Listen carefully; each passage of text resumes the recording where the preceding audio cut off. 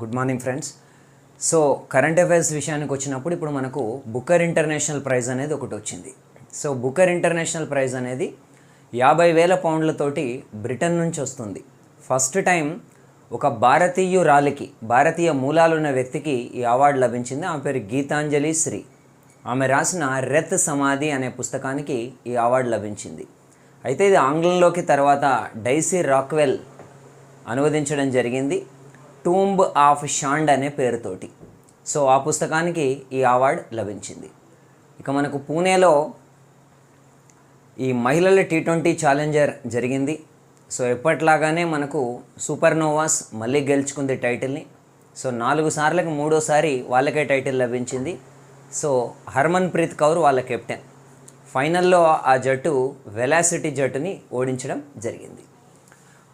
ఆ తర్వాత మనకు తెలంగాణ విషయానికి వచ్చినప్పుడు తెలంగాణలో ఇప్పుడు ఆల్రెడీ ఉన్న ఆహార కమిషన్ని, అది 2017 నుంచి కొనసాగుతుంది, ఆ ఆహార కమిషన్ని తిరిగి నియమించడం జరిగింది. సో ఆ ఆహార కమిషన్ని పదవీకాలం మే 28తో ముగియనుంది. ఆ నేపథ్యంలో దాన్ని నియమించారు. తిరుమల్ రెడ్డి చైర్మన్గా, ఆ తర్వాత రంగినేని శారద, ఎం భారతి, ఓరుగంటి ఆనంద్, గోవర్ధన్ రెడ్డి వీళ్ళు సభ్యులుగా పాత కమిషన్నే తిరిగి నియమించారు. ఇందులో ఈ సభ్యులందరూ కూడా తిరిగి చివరి వరకు కొనసాగనున్నారు. ఒక చైర్మన్ మాత్రం నెక్స్ట్ ఇయర్ మేలో 65 ఏళ్ళు పూర్తవుతున్నాయి కాబట్టి రిటైర్ కావాల్సి వస్తుంది. అప్పటికి కొత్త చైర్మన్ వచ్చే అవకాశం ఉంది. సో ఈ యొక్క చైర్మన్ పదవీకాలం అయితే 5 ఏళ్ళు లేదా 65 ఏళ్ళ వయోపరిమితితోటి కొనసాగుతుంది. ఇక రష్యా కొత్తగా జిర్కాన్ హైపర్సోనిక్ క్షిపణిని మరొకసారి ప్రయత్నించింది. సో ఇప్పుడు బేరెంట్స్ సముద్రంలో అడ్మిరల్ గొర్షకోవ్ అనే యుద్ధ నౌక నుంచి వాళ్ళు దీన్ని ప్రయోగించడం జరిగింది. ఈ ప్రయోగించిన జిర్కాన్ క్షిపణి తెల్ల సముద్రంలో ఉన్న లక్ష్యాన్ని సులువుగా ఛేదించింది. అయితే ఇక్కడ మనం గమనించాల్సింది ఏంటంటే దీని యొక్క వేగం 9 మ్యాక్ వేగంతో, అంటే మనకు గంటకు 11,000 కిలోమీటర్ల వేగంతో ఇది లక్ష్యాన్ని ఛేదించింది. ప్రస్తుతం ఉన్న ఖండాంతర క్షిపణులు వీటిలలో ఇదే వేగవంతమైందని రష్యా చెప్తోంది.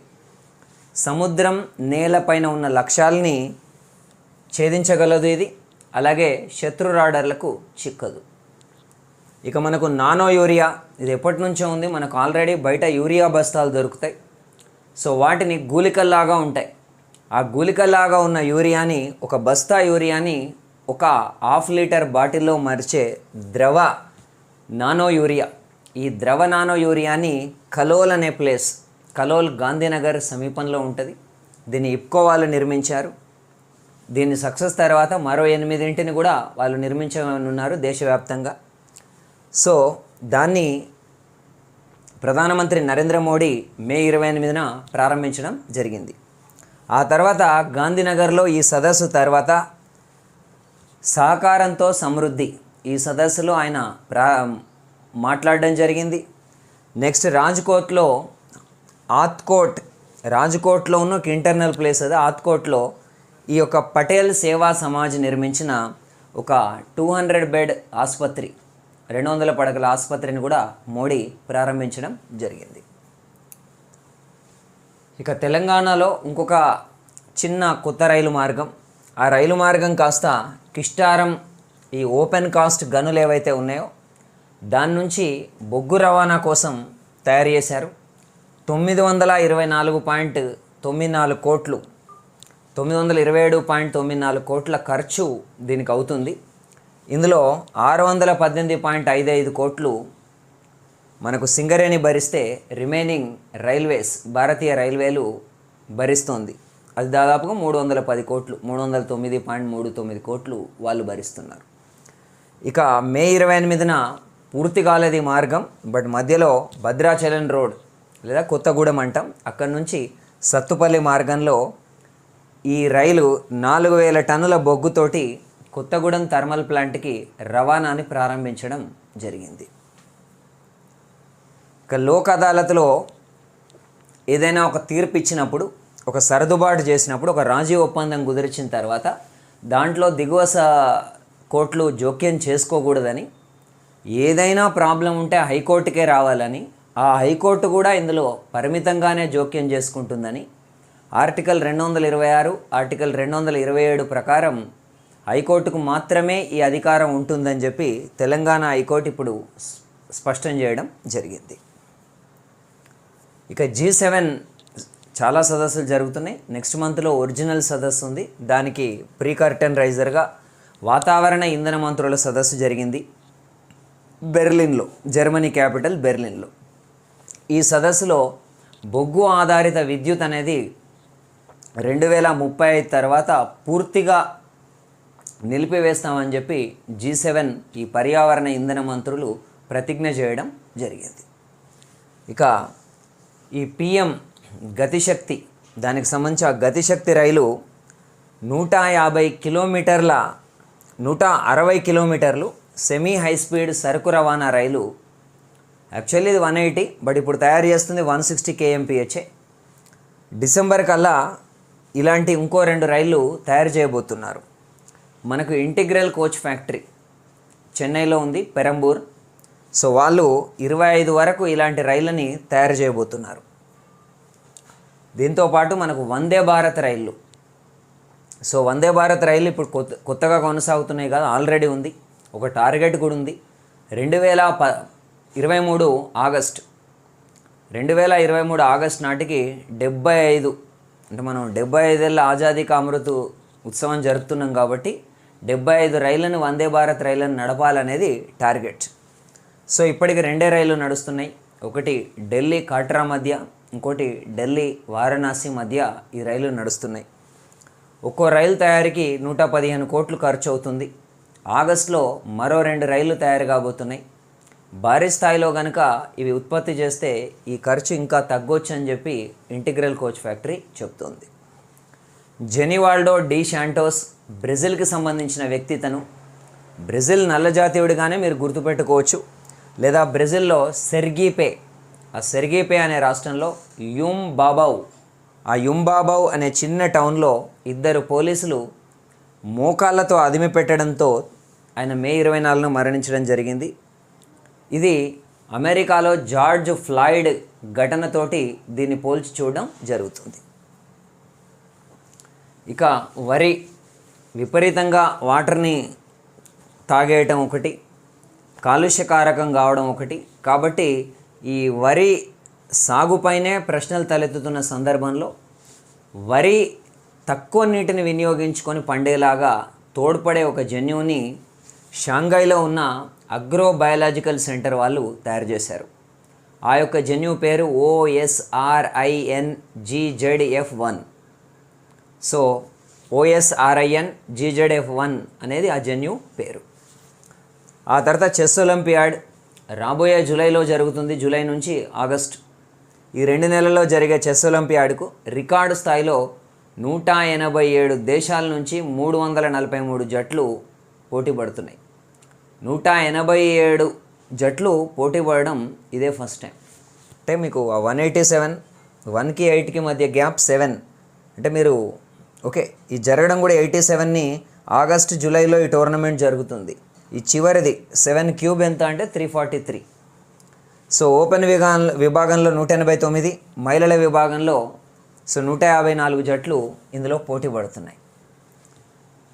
అనుపల్లి రోజా, ఈమె ఒక OU జెనెటిక్స్ విభాగం ప్రొఫెసర్. గత 2 ఏళ్ళుగా క్యాన్సర్ కణాలని గుర్తించడం, వాటిని వేరు చేయడం, ఈ చికిత్సా అంశాలపైన ఆమె చేసిన పరిశోధనలకి ఇప్పుడు ఇంటలెక్చువల్ ప్రాపర్టీ రైట్, మేధో సంపత్తి హక్కులకు లభించడం జరిగింది.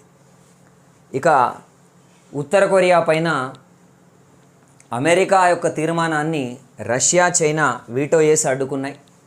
ఈ సంవత్సరం 2022లో ఉత్తర కొరియా చాలా దూకుడుగా ఒక 6 ఖండాంతర క్షిపణులతో సహా దాదాపుగా ఒక 17 క్షిపణి తరహా ప్రయోగాల్ని చేపట్టింది.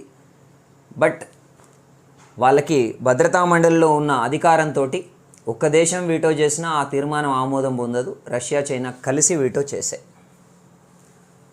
ఇక RBI వద్ద ఇప్పుడు తాజాగా 2022 మార్చ్ లాస్ట్కి, అంటే 2021-22 ఆర్థిక సంవత్సరం ముగింపుకి ఉన్న బంగారం 760.42 టన్నులు. దీని విలువ మన భారత కరెన్సీలో 3.22 లక్షల కోట్లు. గత 2 ఏళ్లలోనే దాదాపుగా ఆర్బీఐ 100 టన్నుల వరకు బంగారాన్ని కొత్తగా కొనుగోలు చేయడం జరిగింది. ఇక గ్రీన్ ట్రాఫిక్ జంక్షన్ అంటున్నాం. ఇదొక నూతన సాంకేతికత. మనకు ఈ గ్రీన్ ట్రాఫిక్ జంక్షన్ కాలుష్యరహిత కూడలి అనేది ఏదైతుందో దానికి హైదరాబాద్ పోలీస్ అండ్ గూగుల్ మధ్య ఒక ఒప్పందం కుదిరింది. ఈ ఒప్పందం ఇప్పటికే హైఫా ఇజ్రాయిల్లో, బ్రెజిల్లో ఉన్న రియో డి జనీరోలో ఇవి సక్సెస్ఫుల్గా అమలైంది. అంటే ఈ యొక్క ట్రాఫిక్ సిగ్నల్స్లో కార్బన్ డైఆక్సైడ్, కార్బన్ మోనాక్సైడ్ ఉద్గారాలను తగ్గించడం దీని యొక్క లక్ష్యం. అంటే ఎక్కడైతే ట్రాఫిక్ బాగా పెరుగుతుందో ఎప్పటికప్పుడు ఆ గూగుల్ కృత్రిమ మేధ ద్వారా ఆ డేటాని సేకరించి దాన్ని ముందుగానే క్లియర్ చేయడం ద్వారా సో కూడలలో, జంక్షన్లో, ట్రాఫిక్ జంక్షన్లో కాలుష్యాన్ని తగ్గించేయడానికి ఇది ఒక మార్గం. సో భారత్లో తొలిసారిగా దీన్ని హైదరాబాద్లోనే ప్రవేశపెట్టబోతున్నారు. సో ఐఐఎస్సి ఇప్పుడు ఒక ఎలక్ట్రానిక్ చిప్ని జనరేట్ చేసింది. దాన్ని ట్రూ ర్యాండమ్ నెంబర్ జనరేటర్ అంటాం. సో సాధారణంగా యాదృచ్ఛికంగా నెంబర్స్ క్రియేట్ అవుతూ ఉంటాయి. మనం ఏదైనా క్రెడిట్ కార్డు, బ్యాంకు ఖాతాల పాస్వర్డ్, డిజిటల్ డేటా, వ్యక్తిగతమైన డేటా ఏదైనా కావచ్చు ఇట్లాంటి భద్రపరిచే టైంలో. అలా కాకుండా ట్రూ ర్యాండమ్ ఖచ్చితమైన నెంబర్ని జనరేట్ చేయగలిగే ఒక చిప్ని ఐఐఎస్సి బెంగళూరులో ఉన్న ఇండియన్ ఇన్స్టిట్యూట్ ఆఫ్ సైన్స్ యొక్క ఈసీఈ విభాగం రూపొందించింది. నేషనల్ అచీవ్మెంట్ సర్వే అంటున్నాం, న్యాస్. నేషనల్ అచీవ్మెంట్ సర్వేలో ప్రధానమైన అంశం 2021 నవంబర్ 12 నాటికి ఒక 3, 5, 8, 10 3, 5, 8, 10 తరగతులకు కలిపి ఒక సర్వే చేశారు దేశవ్యాప్తంగా. దాని ఆధారంగా దేశ సగటు కన్నా దాదాపుగా అన్ని చోట్ల తెలంగాణ సగటు ఈ విషయంలో నాణ్యతలో తక్కువగానే ఉంది.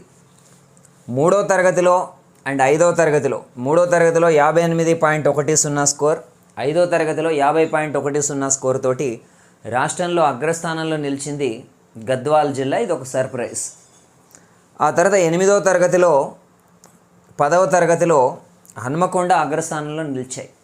8వ తరగతిలో 44.7, 10వ తరగతిలో 44.9 సగటు స్కోర్ని సాధించాయి. ఇక వివిధ విభాగాల్లో చిట్ట చివరి స్థానాల్లో నిలిచిన జిల్లాలు ఏంటి అంటే మనకు 3వ తరగతికి వచ్చేసరికి మెదక్, 5వ తరగతిలో ఆసిఫాబాద్, 8, 10వ తరగతులకి ఆదిలాబాద్ అత్యంత వెనుకబడిన జిల్లాలుగా నిలిచాయి. 10వ తరగతి ఒక్క విషయంలో మాత్రం తెలంగాణ జాతీయ సగటును అధిగమించగలిగింది. 10వ తరగతిలో ఆంగ్ల భాషా సబ్జెక్టుకు సంబంధించిన సగటు స్కోరు జాతీయ వ్యాప్తంగా 43 అయితే భారతదేశ వ్యాప్తంగా అది తెలంగాణలో 48. ఇక మనం మిగిలిన వాటిని చూస్తున్నట్టయితే ఈ 3వ తరగతికి సంబంధించిన నాణ్యతలో జాతీయ సగటు 59 అయితే తెలంగాణ 45.60. 5వ తరగతి 49 జాతీయ సగటు అయితే 38.60 అనేది సగటు. 8వ తరగతి 41.9 జాతీయ సగటు అయితే 37.20 అనేది తెలంగాణ సగటు. 10వ తరగతి 37.80 జాతీయ సగటు అయితే 36.70 అనేది తెలంగాణ యొక్క జాతీయ సగటు. తర్వాత ఇది ఫ్యూచర్కి సంబంధించింది. వెంకయ్యనాయుడు మే 30 నుంచి జూన్ 7 వరకు 3 దేశాల పర్యటనకు వెళ్ళబోతున్నారు. సో అందులో 2 ఆఫ్రికా దేశాలు, 1 గల్ఫ్ దేశం. అవి గబోన్, సెనగల్ అండ్ ఖతార్. ఈ పర్యటనలో ఆయన వెంట కేంద్ర వైద్య ఆరోగ్య శాఖ సహాయ మంత్రి కూడా వెళ్తున్నారు. సో ఆమె పేరు భారతి ప్రవీణ్ పవార్ అనేది ఆమె యొక్క పేరు. ఇక ఆర్బీఐ నోట్ల వాటాని విడుదల చేసింది. దాని ప్రకారం చూసినప్పుడు ఈ నోట్ల వాటాలో దేశంలో మనకి ఇప్పుడు మొత్తం చలామణిలో ఉన్న డబ్బులో 2000 రూపాయల నోట్ల వాటా మొత్తం డబ్బులో కేవలం 1.6%. గత 3 ఏళ్ళుగా ఒక్క 2000 రూపాయల నోట్ని కూడా ఆర్బీఐ ముద్రించలేదు, ఉన్నవే ఉన్నాయి. అదే సమయంలో మొత్తం బయట చలామణిలో ఉన్న నగదులో 73% వాటాని 500 నోట్లు ఆక్రమించాయి. ఆ తర్వాత ఓం ప్రకాష్ చౌతాలా. సో ఓం ప్రకాష్ చౌతాలా అనే వ్యక్తి హర్యానాకి మాజీ సీఎం. అలాగే 1999 నుంచి 2005 కాలానికి చాలా అవినీతి ఆరోపణలతోటి గతంలో కూడా ఆయన కొన్నిసార్లు జైలుకి వెళ్ళి ఒక రకంగా బాగా స్ట్రాంగ్గా ఉన్న ఒకప్పటి INLD ఇండియన్ నేషనల్ లోక్దల్ అనేది ఈ అవినీతి ఆరోపణలతోటే విచ్ఛిన్నం అయిపోయింది. అక్రమ ఆస్తుల సేకరణలో ఢిల్లీ హైకోర్టు ఇప్పుడు ఆయనకి 4 ఏళ్ల జైలు 50 లక్షల జరిమానాను విధించడం జరిగింది. ఆయన Om Prakash Chautala. So thank you friends. ఇవి మనకు టుడేస్ కరెంట్ అఫైర్స్.